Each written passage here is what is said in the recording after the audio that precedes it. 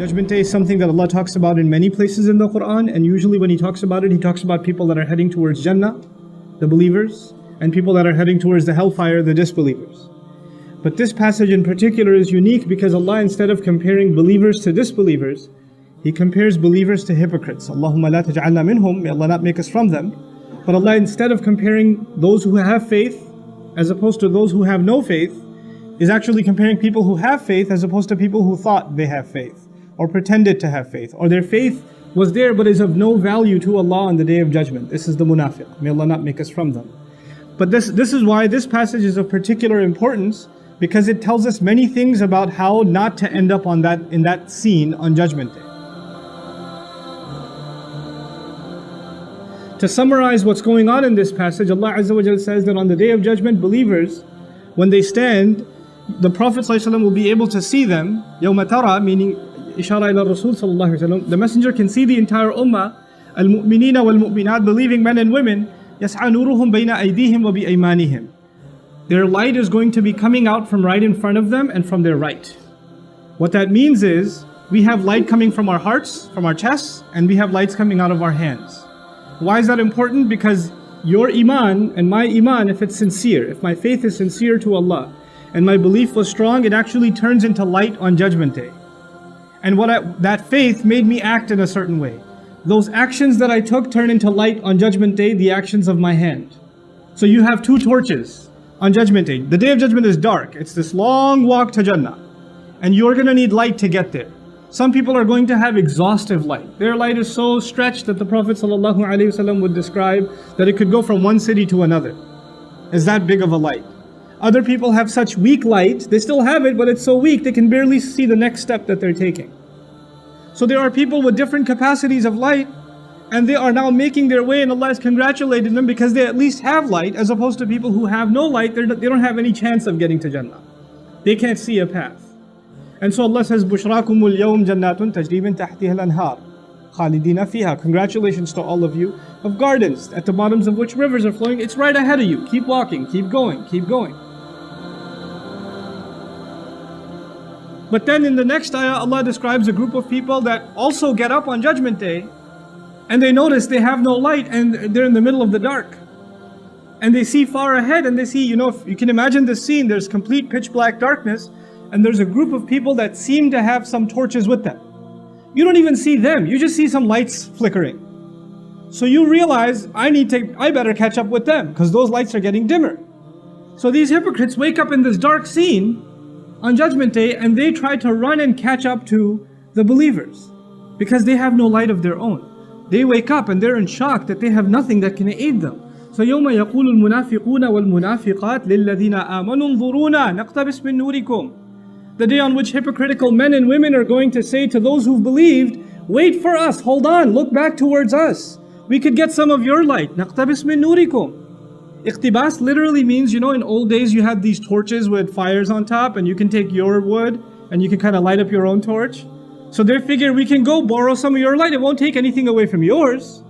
Hold on a second, help us out here. And then a voice is heard, قِيلَ إِرْجِعُوا وَرَاءَكُمْ. Go back behind yourselves, go turn back. فَالْتَمِسُوا نُورًا. Find some light. We're not going to help. The Day of Judgment is the day on which a mother doesn't care about her child. The day on which, father and son and brother and sister, this is all these relationships, تَقَطَّعَتْ بِهِمُ الْأَسْبَابِ. All relationships are cut. So who's going to care about who? I just need to get to my Jannah, mind your own business. I'm not even turning back. Go back and find some light yourself. And the idea of going back actually is sarcasm also. Go back to this world. Because on Judgment Day, if you don't come on Judgment Day with light, you can't get any. The only way to gain that light was in this world. فَالْتَمِسُوا نُورًا. So now they still try to catch up, because they don't want to hear it, right? So they're still trying to catch up. And as they get closer and closer to the believers, فَضُرِبَ بَيْنَهُمْ بِسُورٍ لَهُ بَابٌ. A massive, gigantic wall is dropped between them, which happens to have a door. And the door, inshallah, maybe some other time we'll talk about. But Allah says a massive, giant wall is dropped between these two groups. So even if they were going to try to catch up, now they can't. As the wall is dropped, Allah says, بَاطِنُهُ فِيهِ الرَّحْمَةِ. The side they can no longer see, the hidden side of it, that's got mercy and love and care in it.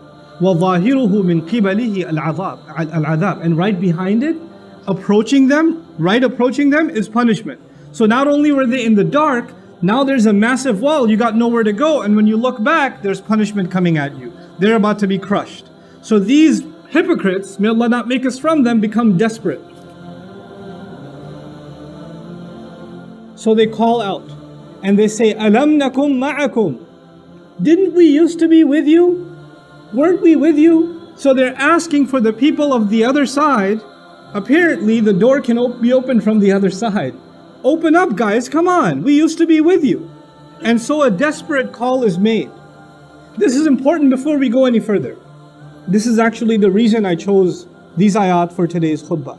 This wording, Alam nakum ma'akum, weren't we with you?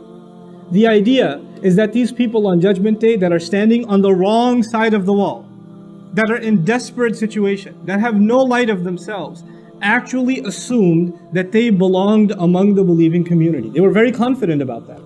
So much so that they're citing it even on Judgment Day. We used to be among you. We prayed with you, we did business with you, we were friends with you, we were family with you, we were cousins with you. We went to the same college, university. We're all the same, guys. How are we separated today? Why is this separation happening today? And from the other side, this time, now that they feel safe, once the wall is dropped, not only do these people get overly terrified, the people on the other side feel far more secure, so they're not in a rush anymore. Because now it's totally safe. So now they take their time and actually answer them and say, well, here's why you're not with us today. Here's why you're not with us today. The first thing the people of heaven told them was, you have to go get some of your own light. فَالْتَمِسُوا نُورًا, find some light on your own. Go back and get it. Apparently you don't have any light. And then they're in shock. We used to be with you. We should have had light just like you have light. So now the people of Jannah are going to describe how these people who used to have light, they used to have faith. How did they lose it? How did they end up bankrupt on Judgment Day? And this ayah is particularly profound because then it will give us an insight into how does someone lose their iman. How does someone end up taking the most priceless treasure that they can have in this life, our faith, and end up squandering it and losing it. It doesn't happen overnight. You don't just lose your iman. It's a process. And that process has been described in these timeless words. Bala, of course you used to be with us. وَلَكِنَّكُمْ فَتَنْتُمْ أَنفُسَكُمْ. However, you put yourselves, I'll do a rough translation first and I'll explain. Number one, you put yourselves in fitna, you put yourselves in trial. Fatana in Arabic actually means to put something to the test. Fatana is also used when you test the purity of gold and you melt it and impurities come out. Gold doesn't go through an easy test, it goes through a painful burning test. The idea of fatantum anfusakum, there are many lessons associated with it, but for the purposes of this khutbah, I'll highlight one of them. You kept putting yourselves in situations where your faith gets tested. Try to understand what that means. You kept putting yourself in environments where you knew it was bad for you, but you said, no, I can handle it. I got this. You kept surrounding yourselves with friends that would do bad things, say bad things, see bad things, go to bad places, but you said, I'm not like them, I'm just trying to help them. And you kept going back into those environments. You kept getting into gatherings and places and situations. You kept putting yourselves in those places assuming that it will not have any effect on you. It'll affect everyone else, but it won't affect you. The first step wasn't that these people just became disbelievers, it was actually bad company. They put themselves in questionable circumstances. And they assume that it's not going to have an effect. When you are, I'll give you a silly example, but it'll get the point across. If people do a lot of cooking at home, especially if you're a desi household, you do a lot of cooking at home, the home smells like a lot of masala. But if you live there, you don't smell it. When somebody else walks in, especially if an Arab walks into your house, they feel like they're in some contaminated zone. It hits them really hard. But a couple of hours later, they're like, it's just oxygen now. You understand? When you first put yourself in a bad environment, you might feel it. You might feel, this isn't good. This is going to mess me up. I don't think I should be here. Your heart will feel uncomfortable. But if you keep putting yourself in that situation over and over and over and over again, guess what? It doesn't bother you anymore. Somebody who smells, stands next to a smoker for the first time is coughing and their eyes are burning. But if they start smoking themselves a year later, that just becomes their oxygen. They can't even breathe normally without smoking. It changes them altogether. The first problem was you surrounded yourselves in a bad environment. فَتَنْتُمْ أَنفُسَكُمْ. What was the second problem? The second problem was وَتَرَبَّصْتُمْ. You kept procrastinating. Now what does that mean? That means you realized it's bad, and you also realized in your own conscience, I should change, but you told yourself, I'll change pretty soon, inshallah. I'm gonna change. I know I have to change. I know this is bad. Just one more week, and I'm gonna be a different person. Man, just this semester, I got these messed up friends right now, and I can't really make them upset, so I'm gonna keep hanging out with them. But next semester, I'm totally doing a different schedule. I'm not gonna be around these guys anymore. But let me just write out this semester. Just this one more month, I'm doing this. Just this one more weekend, just this one or two more party, just one or two more drinks. That you keep telling yourself just a little bit more, little bit more, little bit more. And then people tell my favorite one, Ramadan is right around the corner. It's just 10 more months, 11 more months. Once Ramadan comes, man, I'll be totally different. And I plan to go to Hajj. Once I go to Hajj, you watch, I'm going to be a different person. But until then, just make dua for me. Tarabbastu. You didn't want to make a change today, right now. You assumed, not only are you putting yourselves in a bad environment, you're not ready to make a transformation right now. It's too much for you to be asked. You'd rather just stick it out. You'd rather just enjoy a little bit more. This is what tarabbastu. But you know what? And you assume, by the way, this also has an assumption. The first assumption was it doesn't affect you. It doesn't have an impact on you, but it does. Something really bad becomes normal to you over time. You get desensitized. What is the effect of tarabbus, of holding off and holding off and holding off? Actually, you assume that you can put the brakes on at any time. And you can walk away from all of it whenever you want. I'm not addicted. I don't need this. I'm not hooked on it. I could just walk away whenever I feel like. The truth of it is, that's not the case. The longer you stay, the more addicted you become, and the more impossible you feel, it's impossible for you to get out of it. You're completely immersed. You're completely drowned. And you don't even know anymore what it is to be outside of this environment. And then you start telling yourself, it's too late for me. And when that happens, a guilt sets in. The guilt sets in that I'm pretty messed up. Man, I've been doing sins. I've been in this bad environment. I should have made tawbah a long time ago, but it's too late for me. And nobody likes to feel bad.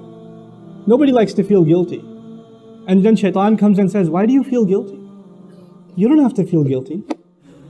The only thing that's making you feel guilty is this Islam thing.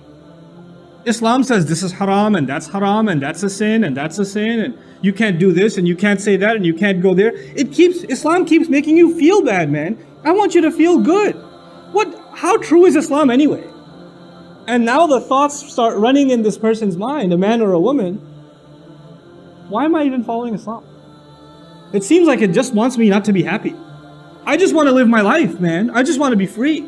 I just want to be able to do what I want. I just want to be able to hang out with my friends. I'm not so sure about the Quran anyway. How do we even know there is a God?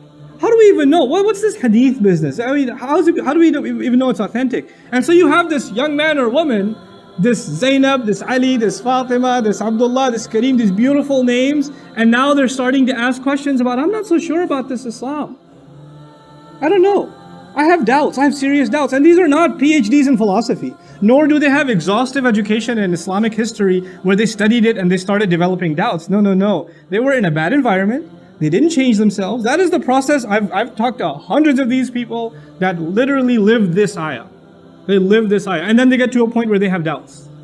But their doubts have nothing to do with logic or reason. As a matter of fact, when you answer one doubt, they go to the next doubt. When you answer that one, they go to the next one. When you answer that one, you go to the next one. Then you say, hold on a second. So how long ago did you start ending up in questionable kinds of company? And then the truth starts coming out. وَارْتَبْتُمْ. The very next words are, you fell into doubt. You started doubting.